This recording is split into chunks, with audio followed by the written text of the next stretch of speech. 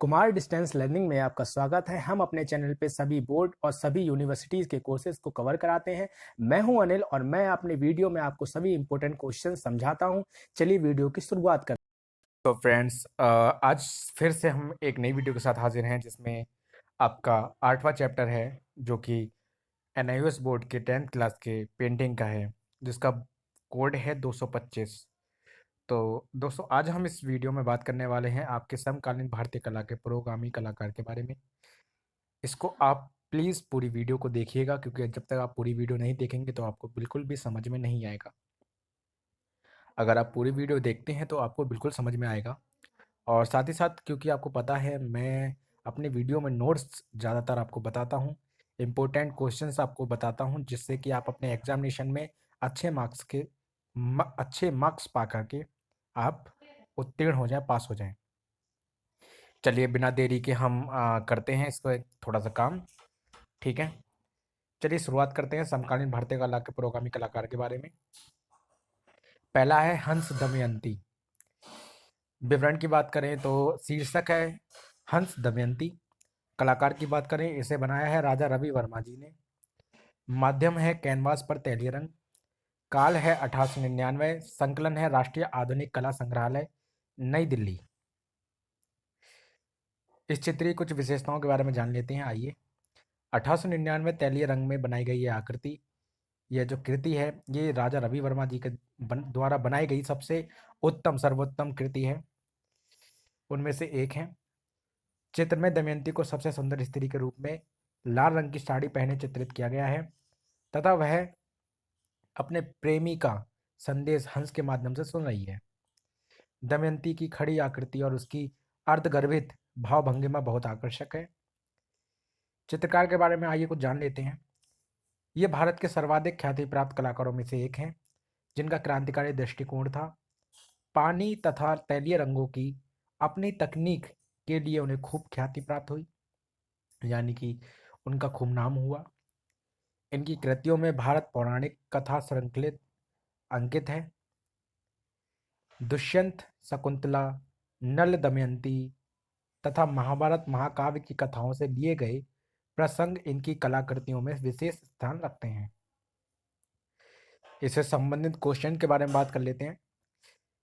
19वीं शताब्दी के प्रारंभ में किसके प्रभाव के कारण भारतीय कला का सामान्य रूप से पतन शुरू हो गया था? ब्रिटिश शासन के। राजा रवि वर्मा द्वारा चित्रित हंस दमयंती में कौन से माध्यम का प्रयोग किया गया? कैनवास पर तैलीय रंग का। यह है ब्रह्मचारी। यहाँ पर कुछ ब्रह्मचारी बैठे हुए नजर आ रहे हैं आपको। शीर्षक है आपका ब्रह्मचारी। कलाकार हैं अमृता शेरगिल। माध्यम है कैनवास पर तैलीय रंग। काल है 1938 और कहाँ रखा गया है? राष्ट्रीय आधुनिक कला संग्रहालय, नई दिल्ली में। इस चित्र की कुछ विशेषताओं के बारे में जान लेते हैं। यह चित्र परंपरावादी दक्षिण भारत में अभी भी प्रचलित हिंदू प्रथाओं तथा विश्वास एवं आस्था की समझ का एक सुंदर उदाहरण है। एक आश्रम में 5 पुरुष ब्रह्मचारियों को हिंदू आस्था पर श्रद्धा के प्रतीक के रूप में दर्शाया गया है। रंगों की विविधता पर विशेष महत्व दिया गया है, जैसे गहरे लाल रंग की पृष्ठभूमि में सफेद धोती। इस चित्र को समतल धरातल पर सीधे खड़े रूप में चित्रित किया गया है। इस चित्रकार के बारे में आइए जान लेते हैं। 20वीं शताब्दी में भारत में समकालीन कला क्षेत्र के इतिहास में इनकी उपस्थिति एक महान घटना मानी जाती है। दक्षिण भारत के दौर से उन्होंने बड़ी प्रेरणा प्राप्त की, जिसके फलस्वरूप उन्होंने दुल्हन का श्रृंगार, ब्रह्मचारी तथा बाजार जाते हुए दक्षिण भारतीय ग्रामीण नामक चित्रों की रचना की। जिस मनोयोग से उन्होंने अपनी प्रतिभा, रंग तथा ब्रश का प्रयोग किया तथा पश्चिम में अपने प्रशिक्षण तथा पूर्व के विचारों का सामंजस्य किया, उसे उन्होंने बहुत लोकप्रिय बनाया। उनके चित्र उनका देश एवं वहां के लोगों के जीवन के प्रति प्रेम दर्शाते हैं। क्वेश्चन देख लेते हैं। देश के किस भाग ने अमृता शेरगिल को उनकी सर्वश्रेष्ठ कृतियां बनाने के लिए प्रेरित किया? दक्षिण भारत ने, यानी साउथ इंडिया ने। चित्र में ब्रह्मचारी किस आस्था पर पूर्ण सिद्धांत प्रदर्शित करते हैं? हिंदू आस्था पर। तीसरे पे आते हैं, दी ऑट्रियम। शीर्षक है, कलाकार हैं गगनेंद्र नाथ टैगोर। माध्यम है कागज पर जल रंग यानी वाटर कलर। काल है 1920। आकार है 12.5 और 9.5 इंच।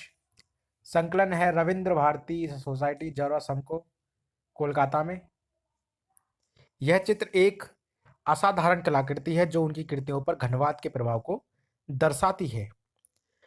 घनवाद एक ऐसी शैली है जिसमें वर्णित वस्तुओं को ज्यामितीय आकार में प्रस्तुत किया जाता है, यानी जिसमें ज्यामितीय आकार यूज किया जाता है वो घनवाद शैली है। इस चित्र में रंगों के माध्यम से प्रकाश एवं छाया के अपूर्व संयोजन के बारे से प्रयोग से हुए प्रभाव को दर्शाया गया है।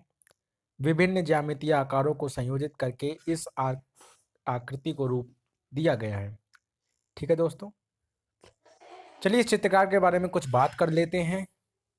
1910 से 1921 के अंतर्गत उनकी कृतियों में हिमालय पर्वत श्रृंखलाओं के चित्र एवं कलाक्रम में चैतन्य की जीवन गाथा प्रमुख है। अपने जीवन के अंतिम वर्षों में उन्होंने स्पष्ट रूप से घनवाद को अपनी एक शैली बना लिया, जिसका मूल उद्देश्य अभिव्यक्ति को गूढ़ ज्यामितीय आकारों के माध्यम से व्यक्त करना था।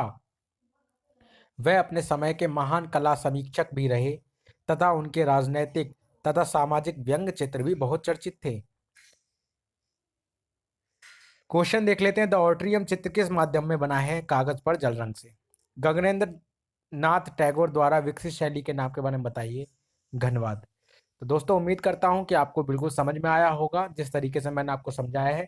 देखिए आप एक बार प्रैक्टिस जरूर कीजिएगा। अगर आप प्रैक्टिस नहीं करेंगे तो आपको समझ में नहीं आएगा, और समझ में नहीं आएगा तो आप पास नहीं हो पाएंगे।